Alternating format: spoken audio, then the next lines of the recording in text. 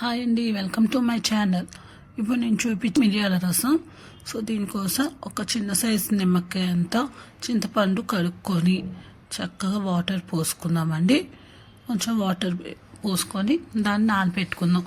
ఇప్పుడు దీనికోసం కావాల్సిన పౌడర్ అండి, ఒక జార్లో 1 టేబుల్ స్పూన్ జీలకర్ర అండి, అండ్ దాంతోపాటు 1 టేబుల్ స్పూన్ ధనియాలు, అండ్ 1.5 టేబుల్ స్పూన్ మిరియాల పొడి. ఇన్ కేస్ మీ దగ్గర మిరియాలు వేసుకుంటే కనుక 1 టేబుల్ స్పూన్ మిరియాలు, దాంతోపాటు రుచికి సరిపోయినంత ఉప్పు అండి. అండ్ ఉప్పుతో పాటు ఒక 5 ఎల్లుల్లిపాయ రెబ్బలు వేసుకొని చక్కగా మిక్సీ అయితే పట్టేసుకుందాం. మరి మెత్తగా కాదండి, కొంచెం కచ్చా పచ్చాగా అనమాట. చూసారు కదా, ఇలా కచ్చా పచ్చా పడితే కొంచెం రసం అనేది టేస్ట్ మంచిగా ఉంటుంది. సో ఇది పక్కన పెట్టుకొని ఒక కళాయి తీసుకొని ఒక 2 టేబుల్ స్పూన్ ఆయిల్, అండ్ దాంట్లో 1 టేబుల్ స్పూన్ తాలింపు గింజలు, ఒక ఎండుమిర్చి వేసుకొని చక్కగా కలుపుకుందాం. దీంతోపాటు ఒక రెబ్బ కరివేపాకు అండి, చక్కగా వాష్ చేసుకొని ఆ కరివేపాకు కూడా వేసేసుకొని తాలింపులు మాడకుండా మంచిగా కలుపుకుందామండి. అండ్ చూసారు కదా, ఇలా కలుపుకున్నాక ఇంత మనం చేసి పెట్టుకున్న పౌడర్ ఉంది కదా, ఆ పౌడర్ మొత్తం దీంట్లో వేసేసుకుందాం అన్నమాట.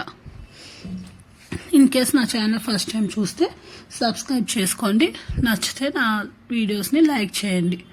అండ్ మసాలా పొడి మాత్రం మాడకుండా చక్కగా కలుపుకుంటూ ఉండండి.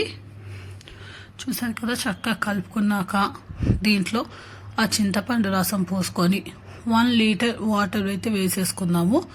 మీరు చూసుకోండి, చింతపండు మరీ పులుపు లేకుండా అలానే మరీ పలసగా లేకుండా చక్కగా వాటర్ పోసుకోండి. దాంట్లో ఒక రెబ్బ కరివేపాకు, కొంచెం కొత్తిమీర, చిటికెడు పసుపు వేసుకొని చక్కగా ఒకసారి కలుపుకొని టేస్ట్ చూడండి. మీకు ఇన్ కేసు ఉప్పు సరిపోకపోతే ఉప్పు వేసుకోండి. చూసారు కదా, ఇలా మరిగితే సరిపోతుందండి ఒకసారి. సో మిరియాల రసం వేడిగా ఈ చలికాలంలో చక్కగా వేడిగా వేసుకొని తింటే చాలా బాగుంటుందండి. ఒకసారి మీరు కూడా ట్రై చేయండి. నచ్చితే ఒకవేళ నచ్చితే ఎలా వచ్చిందో మీరు కూడా కింద కామెంట్ చేయండి. అండ్ వీడియో లైక్ చేయడం మర్చిపోకూడదు. మరిన్ని రెసిపీస్ మీకోసం నేను మళ్ళీ చూపిస్తూ ఉంటాను అనమాట. సో నా ఛానల్ని మాత్రం సబ్స్క్రైబ్ చేసుకొని ఎంకరేజ్ చేయండి. Thank you for watching my channel.